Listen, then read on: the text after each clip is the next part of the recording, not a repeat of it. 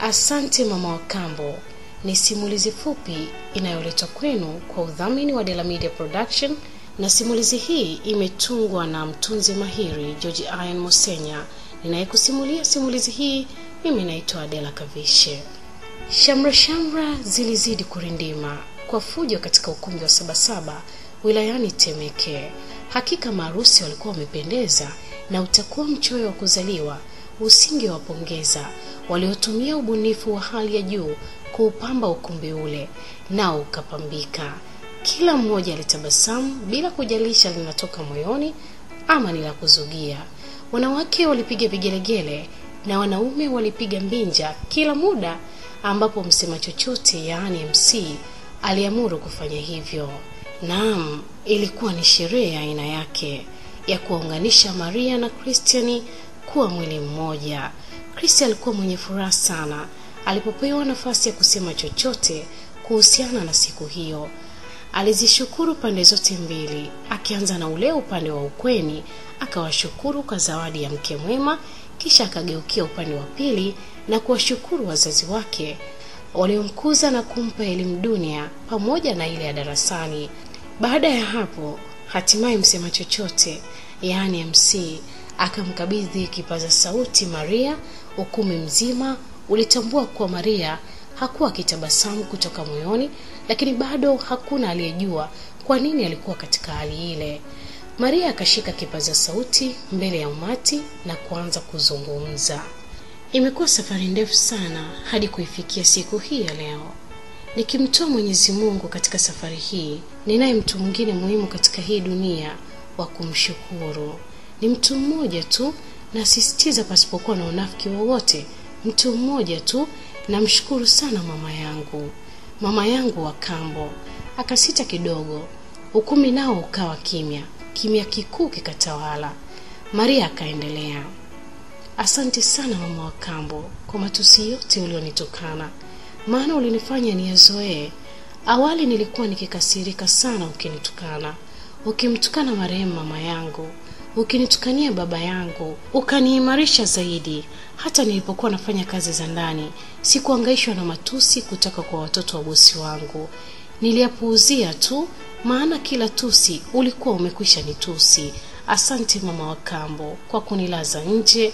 Asante sana kwa jambo lile. Ikalizoea giza, mbu wakaizoea damu yangu, ukaniimarisha. Na hata nilipokosa pa kulala nikiwa mtaani, stendi ilikuwa sehemu sahihi kwangu, na nililala bila hofu yoyote.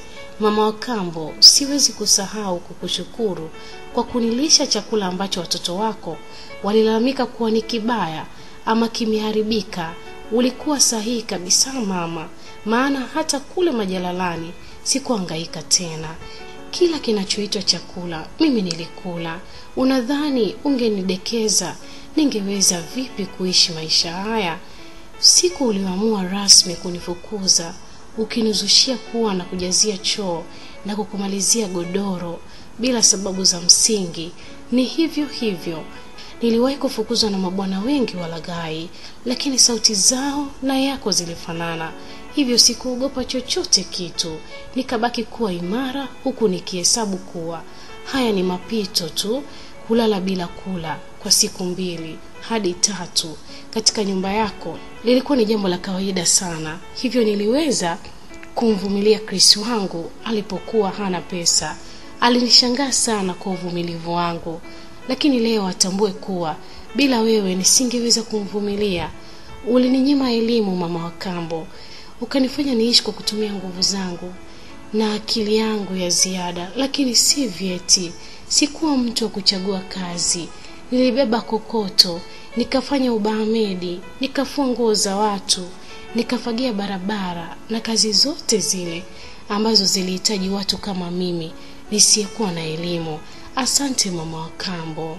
Sijaisahau ile siku ulionimwagia maji ya moto na kuondoka na ngozi yangu usoni. Tazama, ulinisaidia sana. Hakika wanaume hawakunitamani. Nani wa kumtamani na kumthamini mwanamke asiyekuwa na mvuto? Ulifanya la maana sana mama, maana maumivu niliyoyapata kuondokewa na wazazi wangu, maumivu niliyopata kwa mateso yako, ni heri hayo, yalitosha na ukaniepusha na maumivu ya kudanganywa na wanaume wakware, kisha uzuri wangu, kisha wanitelekeze pasi na msaada wowote. Ni heri waliidharau na kuichukia sura yangu.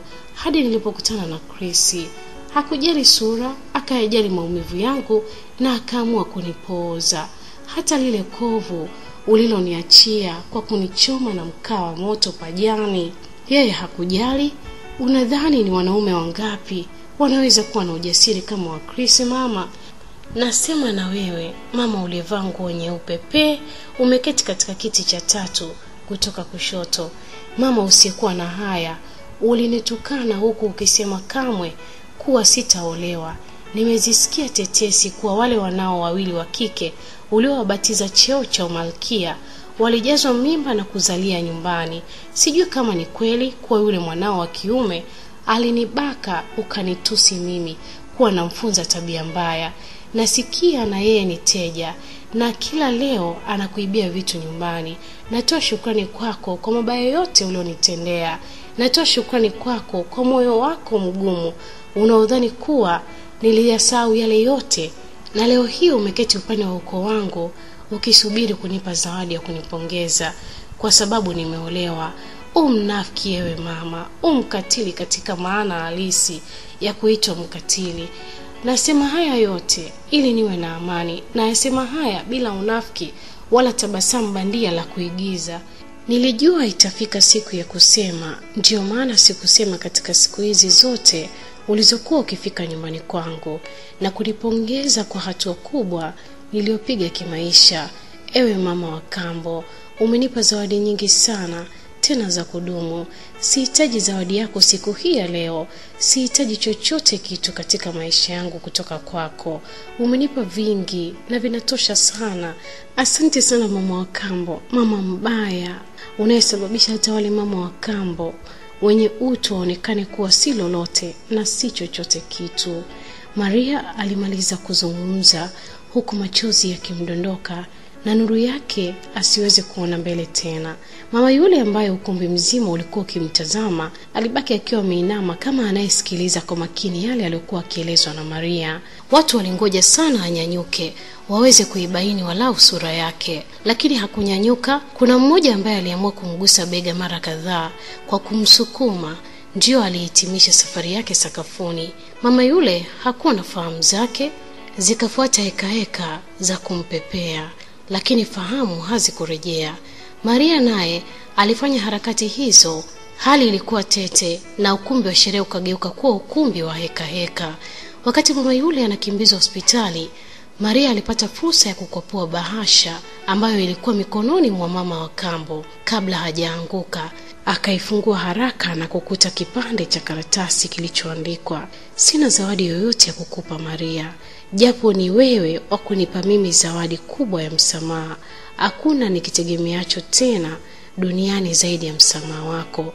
Siwezi kujieleza, nikaeleweka kwa yote yaliyotokea miaka hiyo, lakini waweza kunielewa.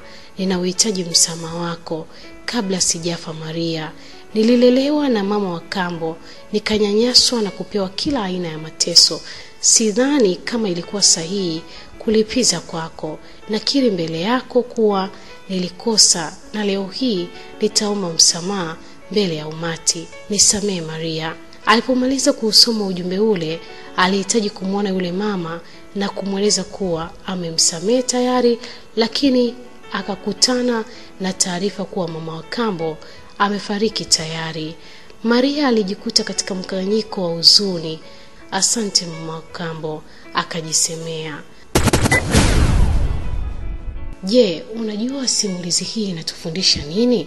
Hata wale watu unaohisi ni wabaya katika maisha yako, jifunze kutoka kwao na utakuwa imara zaidi katika maisha yako. Iwapo ukijifunza kutoka kwa watu wanaokukatisha tamaa, kaa kimya, inama kama kondoo, waache wanyanyue midomo yao juu na kukusemea vibaya. Kama wanakusema kwa chuki zao, usijali, na wakisema la ukweli lichukue kama funzo. Wapende adui zako, lakini hakikisha hawajui kama unawapenda ama unawachukia. Utafaidi kutoka kwao. Maisha ndivyo yalivyo.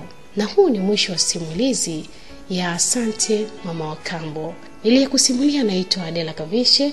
Shukrani sana kwa mtunzi mahiri George Ian Musenya pamoja na Dela Media Production Limited.